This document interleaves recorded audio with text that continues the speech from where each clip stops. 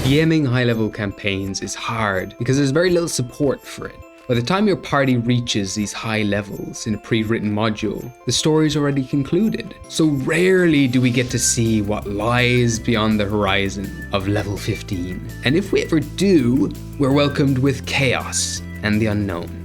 Are you chaos? Hello! Are you chaos? My name is Gabriel Galway, and I am an ugly goblin right now.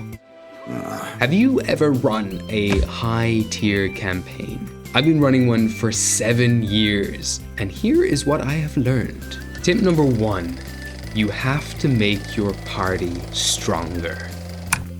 I know, it sounds counterintuitive with spells like teleport, force cage, banishment, and resurrection all being accessible to the party. And so more than likely, you probably want to try to hit the brakes on things, right? The party can go anywhere now. Resurrect the dead, send whatever monsters you throw at them back to the 9 hells, or heck, they could just lock them in a little invisible box. It's really scary being a DM at this level.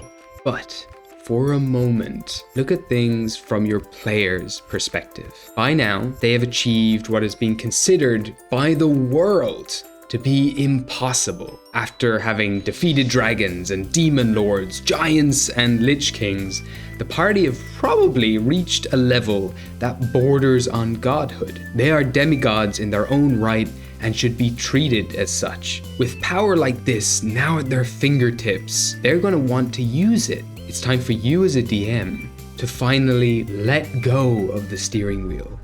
Let go! Right, fine. Because the party are more than likely going to be directing the story from now on. You'll more than likely start experiencing some very power-hungry players who just want to see how far they can take their characters. But come 20th level, the benefits they get are little more than disappointing. After saving the world from oblivion, the bard now regains 1 use of their bardic inspiration. And the ranger can now add their wisdom modifier to damage or attack rolls, but you know, not both, because that would be too much, obviously. Oh my god, what is this?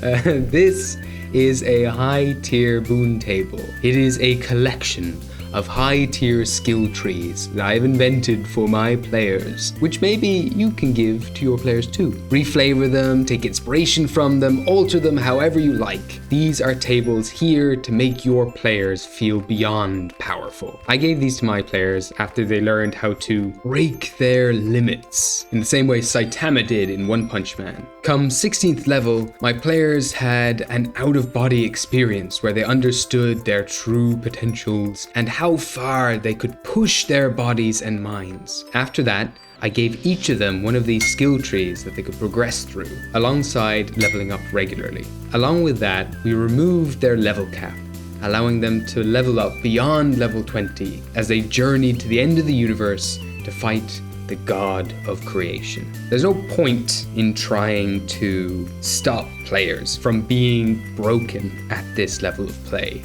They will be, regardless. So you might as well embrace it and have fun with it and just really indulge in that superpower demigod fantasy. Tip number 2, get abstract. Combat is not going to be the same again, and things should get weird. Have you ever had those creative battles as a kid where you and your friends are choosing different objects, animals, elements, and you fight each other with them, and then one guy out of nowhere pulls out a black hole? The black hole would literally tear planets from their orbits and smash them into each other. But then another one of your friends pulls out a black hole eating whale. No? Anyone? Well, in this case, you need to be the whale. You need to be one that can best a black hole. First, it would swallow up the atmosphere, then the planet itself.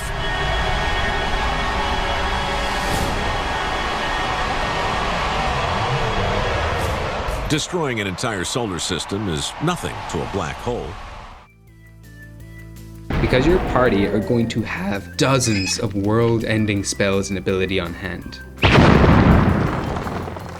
Including black holes, because Matt Mercer made that a spell, so thank you. It's fantastic. You need to present the party with threats that cannot simply be punched or logically worked out. You need to create threats that force your players to think creatively. Brain blast! This is story time. Everybody gather around. This is story time. So recently, the demon lord Gratz, which I hope I'm pronouncing right, he's a god of lust in my games, and he snuck aboard the player's spelljammer, which was floating through the astral sea. I gave him the ability to hide inside of reflections, and he was able to manipulate anyone who cast a reflection, but only one at a time, and those were the rules. He wasn't immortal, like gods should typically be. The players have proved that they are more than capable of killing gods at this stage. He still retained his stat blocks found in Mordecai's Tomb of Foes, with maybe a few tweaks here and there to hit points and general stats and everything else, but he was killable if the party wished to end him.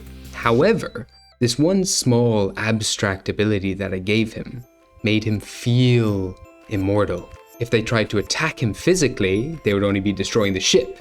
And if they cast a spell, it would only be reflected back at them. He was in a lot of ways untouchable, and so the players had to get creative with their own spells in order to deal with this situation. The party still needed the ship, so couldn't simply teleport elsewhere, and their world as they knew it had been destroyed, so they couldn't just go back home and grab a new ship. And so, one of my players asked if he could plane shift himself and the party along with the ship, which was alive for reasons, to the domain of a god they were friends with. This ended up leading to a very bizarre battle between two gods in a very strange domain in which the party had to navigate through. It was super fun, and the players started coming with all kinds of wild ideas to escape and to fix this new problem. Like I said, the players are going to be the ones leading the narrative at this level of play. And you as a DM need to be really good at improvising to your players' decisions on the fly and present them with creative challenges along the way. Do away with stat blocks altogether if you wish. But if you still want to have some good old-fashioned combat, I recommend you check out my video on balancing encounters, which is especially helpful for high tier play. Though I recommend adding some alternative scenarios to your battles, such as civilians to protect, or the prevent of buildings collapsing, or maybe the impact of a meteor, all the while still trying to defeat the cause of this destruction. Villains don't care about civilian casualties, and know that heroes do. Bob's World Building made an excellent video on this, and Dungeon Dad has made an incredible video where he has made a 5e stat block for the Genius Loci, which is great if ever you want to throw an entire planet at your players. I did, and it was glorious. And then finally, D&D Shorts has a Kickstarter that you can back now, where they've designed mechanics for kaiju battles and have released a video too on how these mechanics would work. None of these are sponsors, by the way. I just really wanted to show my appreciation for these creators and hope to continue to do so in the future. There's just so much great content out there, and I think we all should just pass it around and share it. It's fantastic. My last tip that I'm going to leave with you all is the yes and rule. This is the #1 rule of improv, and it is invaluable for DMing high tier play, and useful for just all your games really. The rule is simple. When a player tries to do something, don't shut them down. Listen, understand what they're trying to do, and help them achieve it, and then add to their actions with something equally as wild and exciting. Or just add to it. It doesn't have to be super crazy or wild. Doing this keeps the story moving at a fast pace and prevents any momentum blockers. For example, I had an energy source that was powering a deity's entire realm. My players found it and asked if they could magically yeet it out of existence using the combination of a couple of spells. To set the scene, the universe is ending, and so they wish to teleport this object to a place that no longer exists. I could have shut this down easily by telling them, well, it doesn't exist, so there's no way you can send it there. But instead, I jumped on the opportunity and added to the narrative, explaining, yes, absolutely, that'd be amazing. If you send this to the void, it would also cease to exist. But I went on to add, if a DC 30 on a dice roll is considered almost impossible, then I think a DC 40 would be considered impossible. And so if you can succeed on beating a DC 40 Arcana check, You can do this. And then all of a sudden, the entire party chipped in to make this thing possible. One party member who could alter fate gave her advantage. She also gained a +10 to the dice roll. Another player added bardic inspiration to the pool, along with combining one of their spells to strengthen her own. And with all of these boons, the wizard rolled a 56 total on their Arcana check. It was incredible, and in that moment, the party yeeted a power source of a deity out of existence. They completed an impossible task. And that's it. The players asked for something, the DM said yes, gave them an obstacle they had to beat, and they beat it. I then severely weakened the deity that they would later face because of this.